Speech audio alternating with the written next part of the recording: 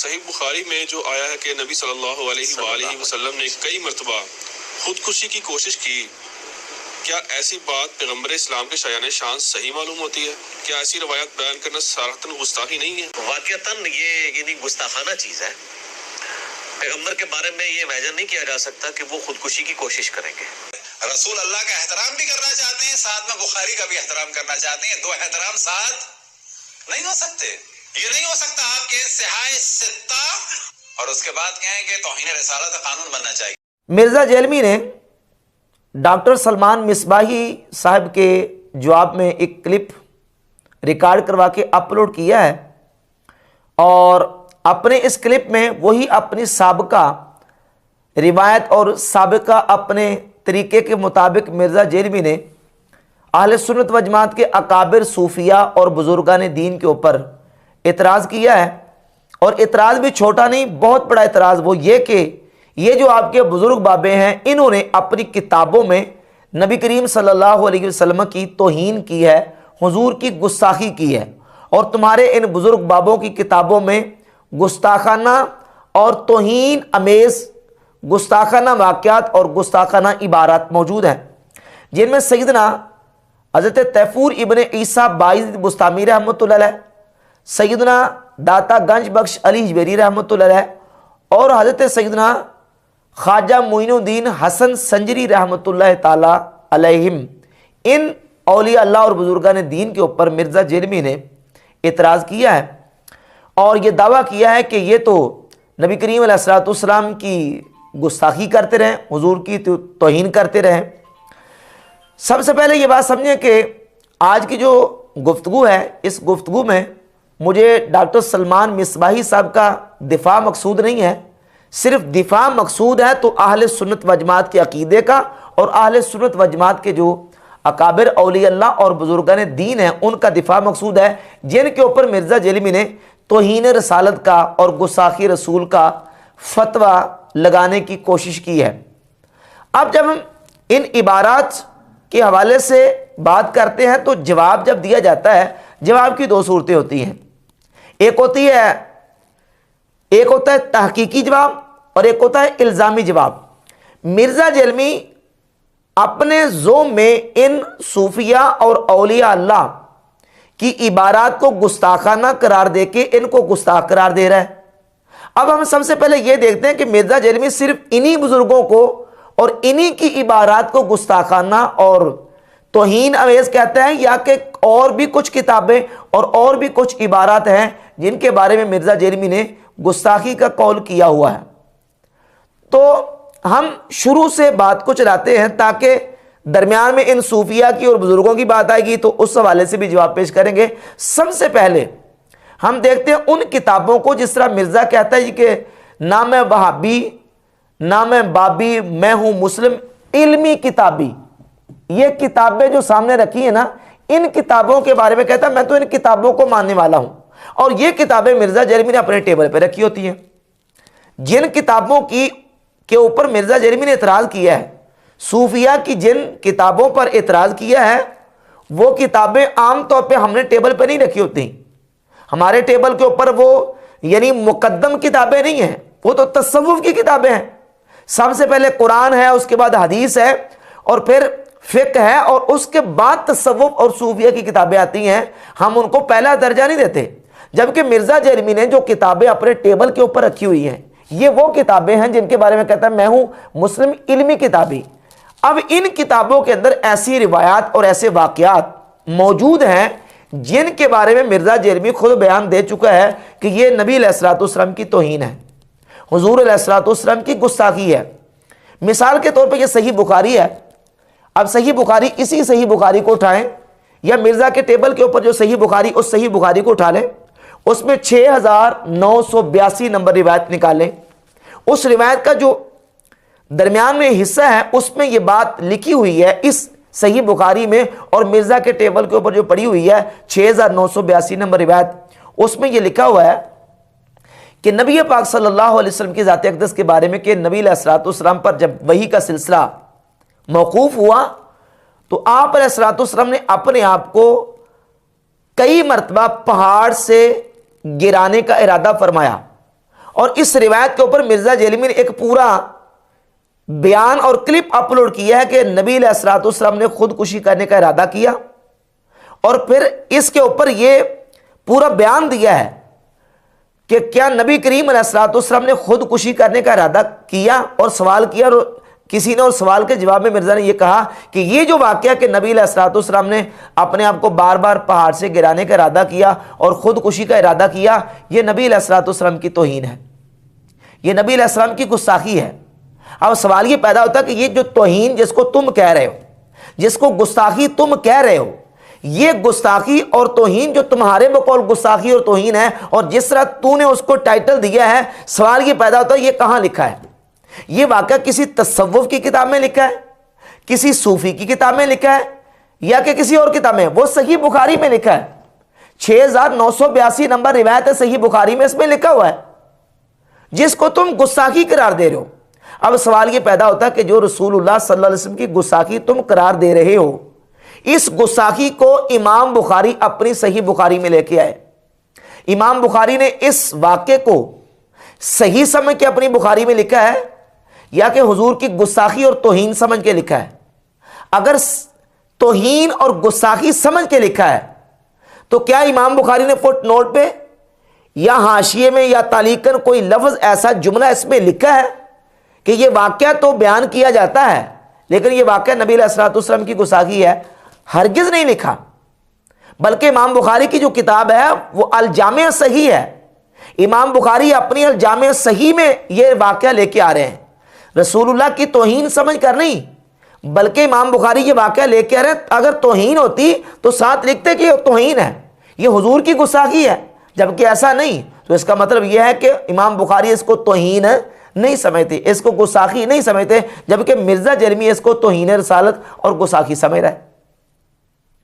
पहले इमाम बुखारी के सही बुखारी का फैसला तो करो ना। कश्फुल महजूब हो या हश्र बहिश्त हो, ये तो बहुत बाद की किताबें हैं, ये तो तसव्वुफ की सूफिया की किताबें हैं जिनकी उस लेवल की ऑथेंटिसिटी भी नहीं है जिस तरह अहादीस की किताबों की है। अहादीस की किताबों में जो वाकयात आ गए और जो उस किताब में मौजूद है, जिसको पूरी दुनिया के वहाबी और मिर्जा समेत ये कहता है असहुल कुतुब बादा किताबिल्लाह, तमाम किताबों में से अल्लाह की किताब कुरान के बाद सबसे सही जो किताब वो सही बुखारी, इसमें तौहीन रसालत और गुस्ताखी रसूल का वाकया मौजूद है। सवाल ये पैदा होता है कि मिर्जा जेलमी ने कभी यह कहा है कि इस वाकये को सही बुखारी से निकाल देना चाहिए? तौहीन रसालत का यह वाकया सही बुखारी में आइंदा पब्लिश इसको नहीं करना चाहिए? दारुस्सलाम को रिक्वेस्ट करें मिर्जा जेलमी, जिनकी किताबें दारुस्सलाम की मिर्जा जेलमी ने अपने टेबल के ऊपर रखी हुई हैं, कि इस वाक्य को निकालो। यह वाकया अल्लाह के रसूल अलैहिस्सलाम की गुस्ताखी और तौहीन है, नंबर 1। नंबर 2, यह मिर्जा जेलमी के सामने जो किताब पड़ी हुई है ना, मिर्जा जेलमी के फॉलोअर्स को मैं दावत दूंगा कि मिर्जा जेलमी ने जो किताब सामने रखी हुई है मिशकातुल मसाबी, इसके अंदर 4902 नंबर रिवायत है, और वो उस रिवायत के अल्फाज ये हैं मन तअज़्ज़ा बिअज़ाइल जाहिलियत फ़अइदुहु बिहने अभी वला तकनु, जो अपने जाहिलियत के नस्ब पर फख्र करे उसे कहो कि अपने बाप का आला तनासुर काट के मुंह में रख ले और किनाया ना करे। यह तर्जुमा मिर्जा जेलमी ने इस रिवायत का किया है और करके कहा है कि यह रिवायत अल्लाह के नबी सल्लल्लाहु अलैहि वसल्लम की तौहीन और गुस्ताखी है। जो इसको सही मानता है इसको सही मान के बेईमान हो जाए, यानी इसको सही मानने वाले वो बेईमान है। और इस रिवायत को मिर्जा जेलमी के आइंस्टाइन और बाबा नासरुद्दीन अल्बानी ने सही माना हुआ है। इस रिवायत को जो मिशकात में 4902 नंबर और इमाम बुखारी की किताब अल अदबुल मुफरद में 991 नंबर और मुस्नद अहमद इब्न हंबल में भी ये रिवायत मौजूद है, और कई किताबों में इस रिवायत को मुहद्दिसीन ने अपनी किताबों में इमाम बुखारी, इमाम अहमद बिन हंबल और साहिब मिशकात ने इसको जिक्र किया। इस रिवायत को, जिस रिवायत के बारे में मिर्जा जेलमी कहता है कि ये रसूलुल्लाह की तौहीन और गुस्ताखी है, और जो इसको सही मानेगा वो बेईमान हो जाएगा। इसको सही मान के बेईमान हो जाओ। और इसको सही किसने माना है? मिर्जा जेलमी के बाबा नासरुद्दीन अल्बानी ने इसको सही माना हुआ है। अब तसव्वुफ की किताबों पर एतराज तो करता है कि उनकी किताबों में तौहीन और गुस्ताखी है। भाई तसव्वुफ की किताबों की बारी तो बाद में आती है। ये हदीस की किताबें वो जो तुम्हारे टेबल के ऊपर पड़ी हैं, हमने हश्र बहिश्र कभी टेबल पर रख के उसको मेन बुनियाद बना के और उसको असल किताब करार दिया है। हम तो कहते हैं तसव्वुफ की किताबों में रत्बो याबस भी मौजूद है, कमजोर बातें, झूठे वाकयात, किस्से कहानियां भी मौजूद हैं। उसको हम परखेंगे कुरान और हदीस की रोशनी में। अगर वो कुरान और हदीस के मुताबिक नहीं है तो हम उसको रिजेक्ट कर देंगे, और अगर वो बात कुरान और हदीस के मुताबिक है तो उसको ले लेंगे। सीधी सी बात है। अब मिर्जा फिर कहता है जी कि हम जो है वो अगर कुरान और हदीस ही से लेनी है तो फिर इन किताबों को क्यों पढ़ें। तो मिर्जा जी यही एतराज मुनकिरीन हदीस करते हैं, यही एतराज रवाफिज करते हैं। वो कहते हैं जब हमने बात कुरान से लेनी है तो इन किताबों को हम क्या करें, ये किताबें तो तौहीन रिसालत से भरी हुई हैं, इन किताबों में तो नबी करीम अलैहिस्सलाम की गुस्ताखी और तौहीन की गई है। तो अब ये इल्ज़ामी जवाब था मिर्ज़ा जेलमी को, इसने जो एतराज़ किया है सूफिया की किताबों के ऊपर। अब आप अंदाज़ा कर लें कि जिस अंदाज से इसने इन किताबों के ऊपर तौहीन रसालत का और गुस्ताखी रसूल का बहतान और इल्ज़ाम लगाया है, इसी तरीके से मिर्ज़ा जेलमी ने सैयदना दाता गंज बख्श अली जवेरी रहमतुल्लाह की किताब और सूफिया के ऊपर लगाने की कोशिश की है। मसलन सैयदना दाता साहब रहमतुल्लाह की किताब कश्फुल महजूब, दाता साहब रहमतुल्लाह ने सूफिया की जो इस्तिलाहात हैं सहव और शुक्र, इसके ऊपर गुफ्तगू करते हुए सूफिया के दो ग्रोहों का मौक़िफ़ और उनके दलाइल को जिक्र किया। सूफिया का एक ग्रोह है जो कहते हैं कि शुक्र अफजल है और दूसरे कहते हैं कि सहव अफजल है। जो कहते हैं कि शुक्र अफजल है वो सैयदना तैफूर इब्न ईसा बायज़ीद बुस्तामी रहमतुल्लाह के ग्रोह वाले हैं। उनका मौक़िफ़ यह कि शुक्र अफजल है, और जुनैद बगदादी रहमतुल्लाह वो फरमाते हैं कि सहव अफजल है। अब शुक्र क्या है, सहव क्या है, और इन दोनों ग्रोहों के नजरियात और इन दोनों ग्रोहों के अपने मौक़िफ़ के ऊपर दलाइल क्या है। दाता साहब ने दोनों ग्रोहों के मौक़िफ़ को और उनके दलाइल को अपनी किताब कश्फुल महजूब के शुक्र सहव वाले चैप्टर में बयान कर दिया। जब बात आई अपने मौक़िफ़ की तो कहा कि मेरा मौक़िफ़ सहव के अफजल होने का है, जो सैयदना जुनैद बगदादी रहमतुल्लाह का मौक़िफ़ है। अलबत्ता तैफूर इब्न ईसा बायज़ीद बुस्तामी रहमतुल्लाह वो शुक्र को अफजल कहते हैं। अच्छा, फिर साथ शुक्र की तारीफ भी बयान कर दी, शुक्र की वजाहत भी कर दी कि शुक्र किसको कहते हैं। कहा कि शुक्र कहते हैं गलबा मोहब्बत हक ताला, अल्लाह रब्बुल इज़्ज़त की मोहब्बत का गलबा, इसे शुक्र कहते हैं। यहां यह बात भी समझें कि जब भी कोई लफ्ज़ किसी जगह पे इस्तेमाल होता है तो उस लफ्ज़ को उसी फ़न की इस्तिलाह में देखा जाता है कि उस फ़न की इस्तिलाह में वो लफ्ज़ किन मानों में इस्तेमाल हुआ है। यह नहीं है कि लफ्ज़ एक फ़न में इस्तेमाल हुआ और उसको दूसरे फ़न की इस्तिलाहात में उसका तर्जुमा तलाश करते फिरें। दाता साहब ने लफ्ज़ शुक्र इस्तेमाल किया और शुक्र का लफ्ज़ इस्तेमाल करके फिर उसका खुद माना भी बयान किया कि यहां मेरा मकसूद शुक्र से यह है कि अल्लाह रब्बुल इज़्ज़त की मोहब्बत का गलबा। और इस के तहत फिर उन्होंने बायज़ीद बुस्तामी का मौक़िफ़ और उनके दलाइल का जिक्र करते हुए बायज़ीद बुस्तामी के जो दलाइल हैं उनमें एक रिवायत की तरफ सिर्फ इशारा किया, पूरी रिवायत नकल नहीं की, सिर्फ इशारा दाता साहब रहमतुल्लाह ने अपनी किताब में किया है एक रिवायत की तरफ। और वो रिवायत हदीस की किताबों में मुहद्दिसीन ने अपनी कुतुब अहादीस में उसको जिक्र किया है। मिसाल के तौर पे उसमें एक हवाला है अल मुजमुल कबीर लितबरानी, रिवायत नंबर 19616, और अल मुस्तदरक अल सहीहैन हदीस नंबर 6910, तबकातुल कुबरा इमाम मोहम्मद बिन साद अल मुतवफ़ा 230 हिजरी, उनकी किताब तबकातुल कुबरा की जिल्द नंबर 4 सफ़ा 295 पे, और इमाम इब्ने अबिल आसिम अल मुतवफ़ा 287 हिजरी अपनी किताब अल अहाद वल मसानी में सफ़ा 609 पे इस रिवायत को नकल करते हैं। और इमाम अबू जाफर मोहम्मद बिन जरीर अत-तबरी रहमतुल्लाह ताला अलैह ने अपनी किताब तफसीर इब्ने जरीर अत-तबरी में इस वाक़े को नकल किया, जिसकी तरफ दाता साहब रहमतुल्लाह अलैह ने कश्फुल महजूब में सिर्फ इशारा किया। और इशारा क्या किया कि नबी पाक सल्लल्लाहु अलैहि वसल्लम की ज़ात अक़दस की नज़र हज़रत सैयदा ज़ैनब रज़ी अल्लाह ताला अन्हा पर पड़ गई और ज़ैनब रज़ी अल्लाह ताला अन्हा अपने शौहर पर हराम हो गई। अब नबी अलैहिस्सलाम की नज़र पड़ गई और हज़रत ज़ैनब अपने शौहर के लिए हराम हो गई। सिर्फ इस एक जुमले या एक सत्र में दाता साहब रहमतुल्लाह अलैह ने बायज़ी बुस्तामी के मौक़िफ़ की दलील जो थी उसको जिक्र करके उनके मौक़िफ़ के दलाइल को जिक्र किया, अपना नहीं। अपना कहा कि मेरा वो मौक़िफ़ है जो साहब के अफजल होने वाला है, जुनैद बगदादी का, मैं उसका पैरोकार हूँ, मैं उसका कायल हूँ, और जो बायज़ी बुस्तामी है वो इसके कायल हैं।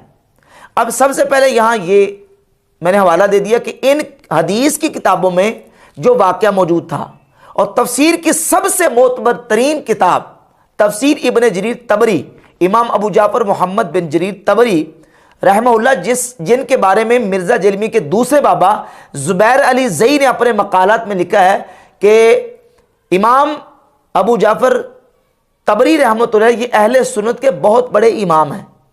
उन्होंने इस वाक़े को न सिर्फ लिखा बल्कि इससे इस्तदलाल किया है तफसीर तबरी में, और ये किताबों में ये वाक़या मौजूद था। दाता साहब रहमतुल्लाह अलैह ने सिर्फ इशारा किया बायज़ी बुस्तामी के जो दलाइल थे उन दलाइल के अंदर इस वाक़े का, और इसको मिर्ज़ा जलमी ने बना दिया गुस्ताखी और कहा यह रसूलुल्लाह सल्लल्लाहु अलैहि वसल्लम की तौहीन और गुस्ताखी है। और फिर दाता साहब रहमतुल्लाह अलैह को गुस्ताख और तौहीन रसालत का इर्तिकाब करने वाला साबित करने की जसारत मिर्ज़ा जलमी ने की है। यहाँ कुछ चीज़ें समझें। एक तो बात ये कि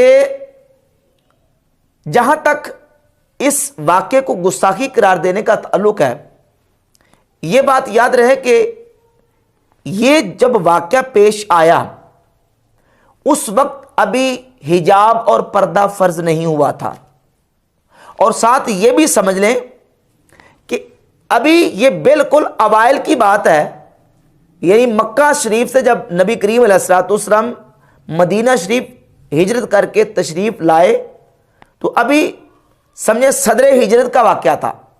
और सदर हिजरत में हालात ये थे कि अगर किसी शख्स के निकाह में एक औरत मौजूद है और वो अपने निकाह से उसको निकाल के किसी दूसरे के साथ उसकी शादी करना चाहता है तो ये नाजायज़ और हराम नहीं था, बल्कि सही बुखारी में 3780 और 2048 नंबर हदीस है कि नबी पाक अलैहिस्सलाम के दो जलील क़द्र सहाबा हज़रत साद बिन रबी और हज़रत अब्दुर्रहमान बिन औफ की आपस में मुआख़ात थी।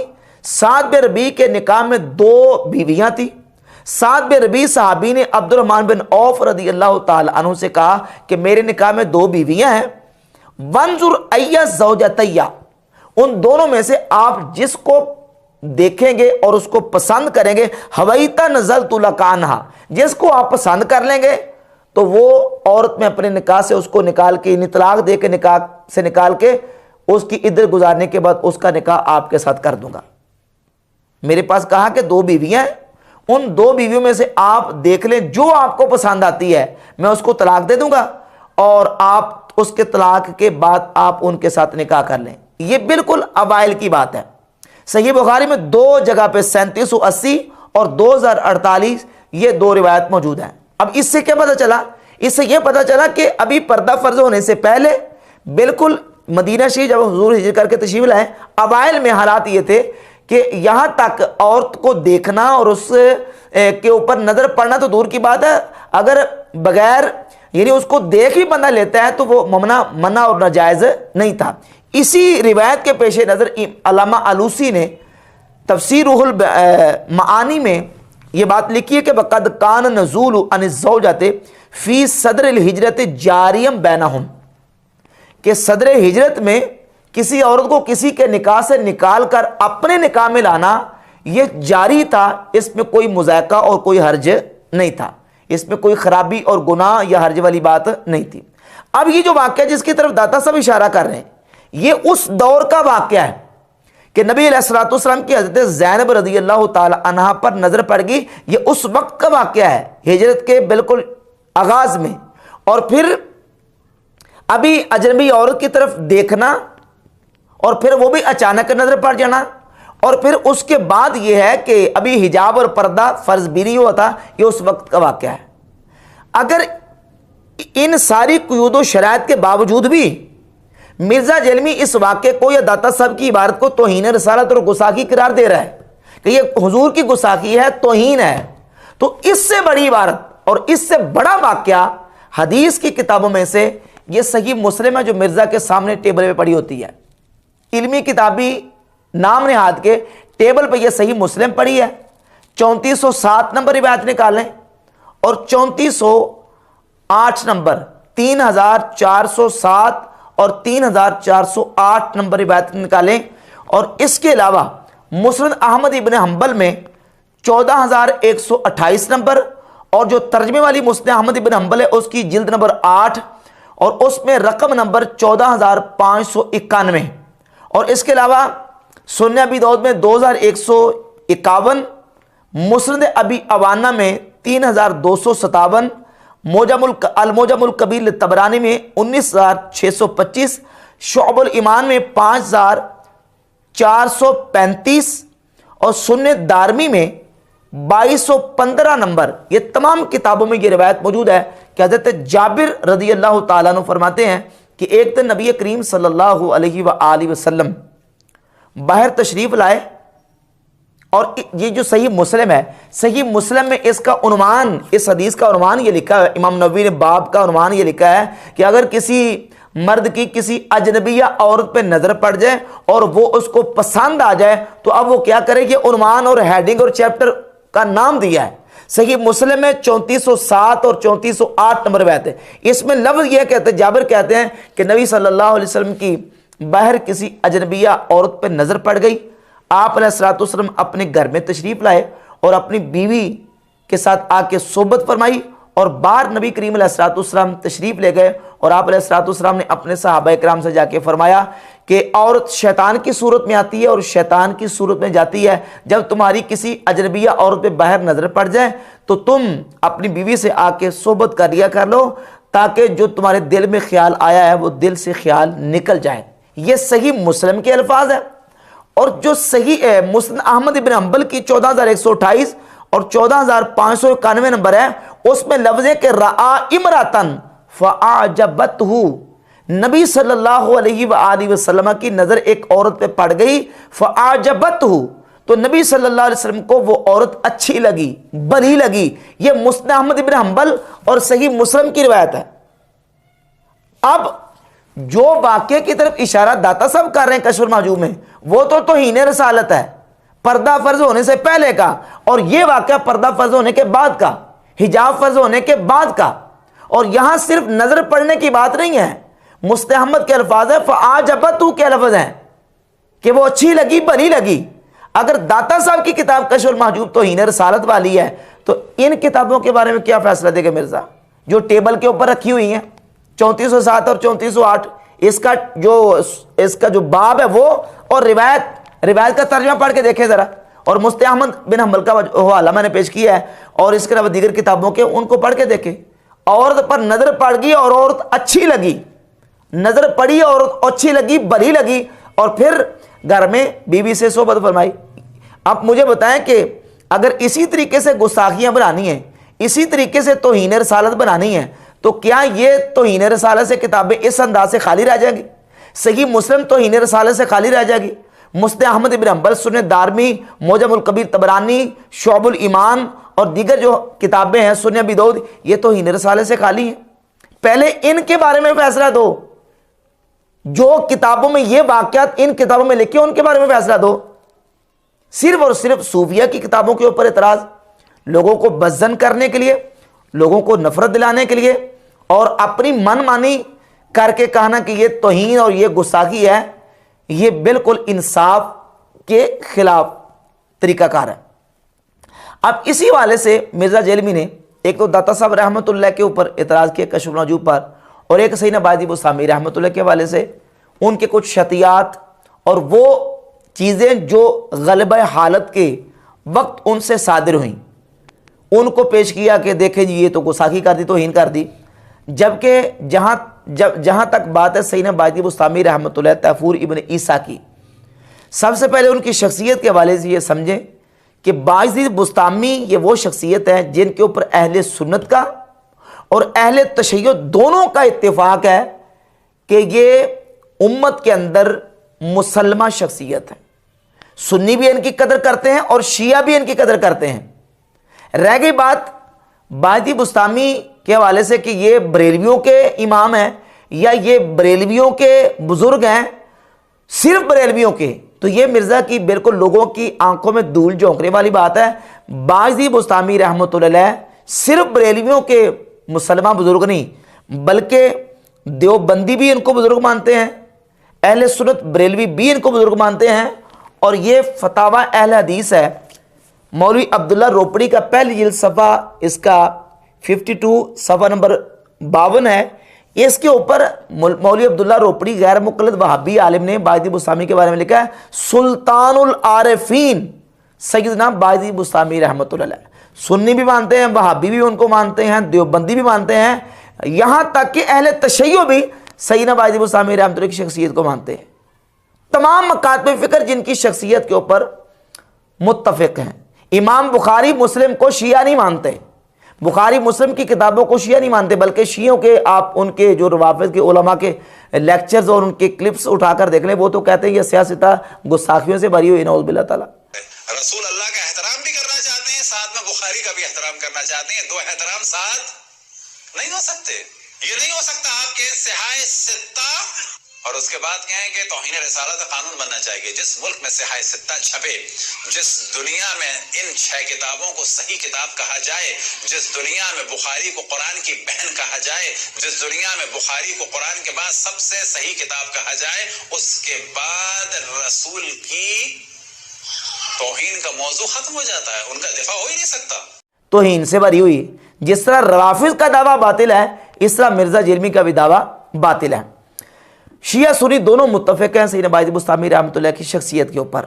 रह गई बात उनकी जो लक़ब बायज़ीद है, इसके ऊपर एतराज़ की, तो मैंने बिहम्द ताला इस बात को बिल्कुल हक़ाइक़ के साथ वाज़ेह किया है कि ये जो सैयदना बायजी बुस्तामी रहमतुल्लाह का नाम बायज़ीद लिया जाता है, ये उनके किसी बेटे का नाम यजीद नहीं है जिसकी वजह से उनकी कुनियत बायज़ीद पड़ गई है, बल्कि बायजी बुस्तामी रहमतुल्लाह बुस्ताम के रहने वाले हैं और बुस्ताम तुर्कमानिस्तान की सरहदों के साथ मिलता है।